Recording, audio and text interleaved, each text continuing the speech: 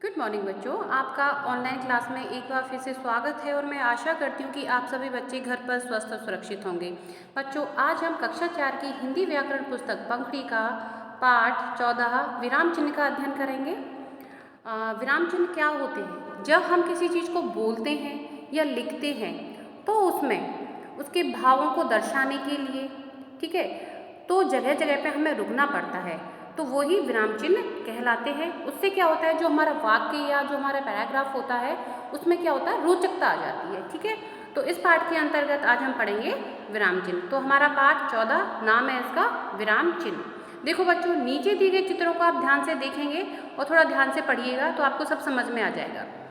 Para एक लिखा हुआ है, एक पैराग्राफ है, उसमें कुछ लिखा हुआ है, उसको आप थोड़ा ध्यान से पढ़िएगा। उसमें कोई भी विराम चिन्ह नहीं लगा हुआ है, कोई भी कहीं पे भी कोई भी विराम चिन्ह नहीं है।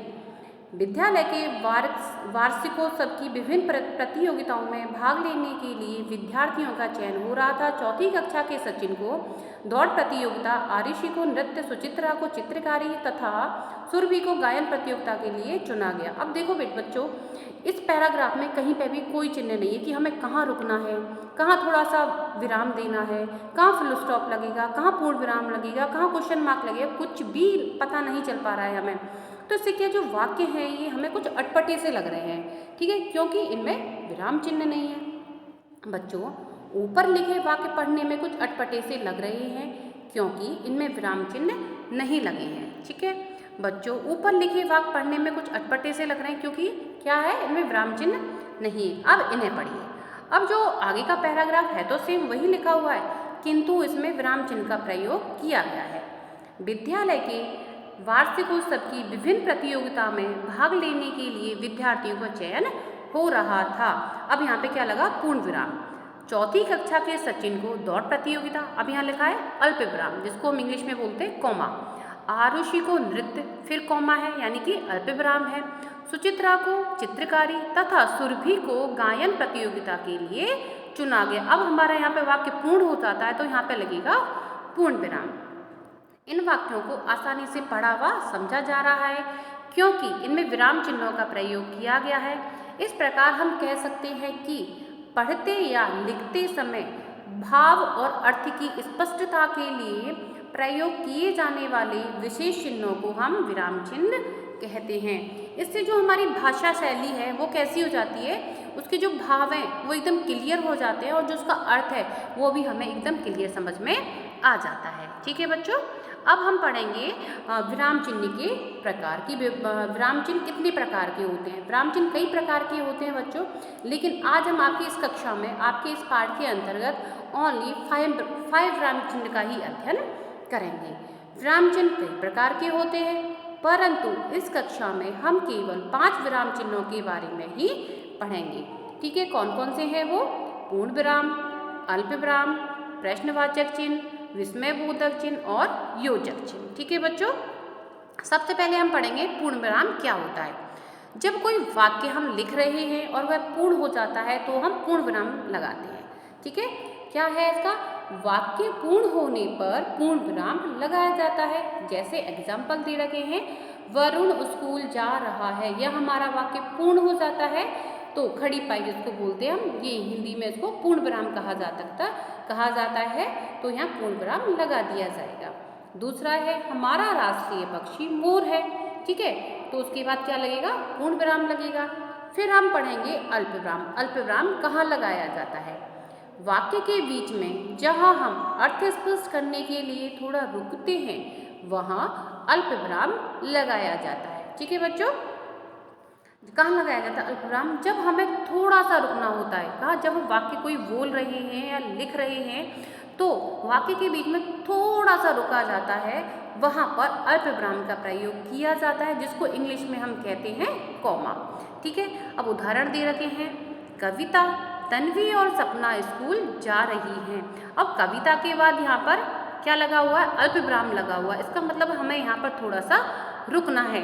आप वर्ड्स को, इन शब्दों को बोल कर देखना, जैसे कविता, तन्वी और सपना स्कूल जा रही हैं, लेकिन हमें कविता के बाद हम थोड़ा सा रुके, इसलिए यहाँ पर क्या लगा हुआ है? यहाँ पर अल्प विराम लगा हुआ है। अगला उदाहरण है, माँ ने सब्जी वाले से आलू टमाटर, लौकी और गोभी खरीदी। अब आलू और टमाटर के बाद क्या लगे हुए हैं, अल्पविराम लगा हुआ है, तो हमें यहाँ पर थोड़ा सा रुकना है। जैसे माँ ने सब्जी वाले से आलू, टमाटर, लौकी और गोभी खरीदी। ठीक है बच्चों, समझ में आया आपको? अब चलते हैं हम प्रश्नवाचक चिन्ह पर, जिसको हम इंग्लिश में बोलते हैं क्वेश्चन मार्क। क्वेश्चन मार्क यानी कि जहाँ पे क्वेश्चन पुटअप किया जाता है, कोई प्रश्न पूछा जाता है, उसके उस वाक्य के आगे प्रश्नवाचक चिन्ह लगाया जाता है। जिन वाक्यों में प्रश्न पूछा जाता है उनके अंत में प्रश्नवाचक चिन्ह लगाया जाता है। जैसे उदाहरण के तौर पर, तुम कहाँ जा रहे हो? क्वेश्चन किया जा रहा है कि तुम कहाँ जा रहे हो? आपको चोट कैसे लगी?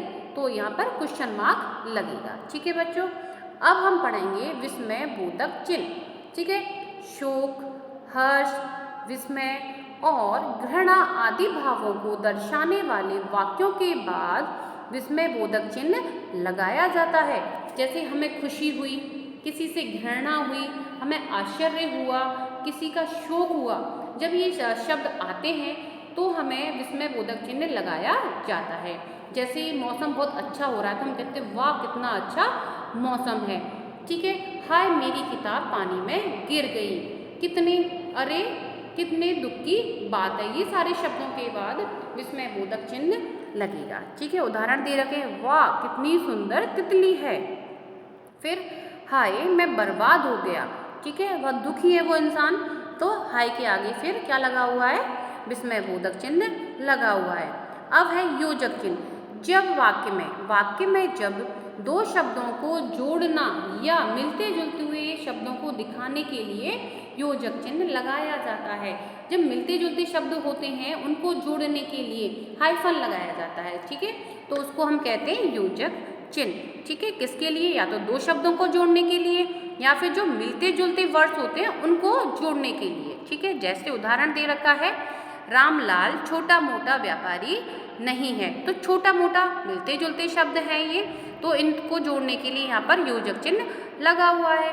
फिर है, आप मुझे कोई छोटा मोटा काम दे दीजिए। जैसे माता पिता दोनों एक दूसरे से मिलते जुलते शब्द हैं। ठीक है, शब्दों को तो यहाँ पे योजक चिन्ह लगेगा। लाभ हानि दोनों एक दूसरे से मिलते जुलते शब्द हैं, एक साथ ही प्रयोग में लिए जाते हैं ये दोनों शब्द, तो यहाँ पे भी क्या लगेगा, योजक चिन्ह लगेगा। आप मुझे कोई छोटा मोटा काम दे दीजिए। ठीक है बच्चों, अब आते हैं, आओ दोहराएं कि हमने इस पुस्तक में क्या पढ़ा।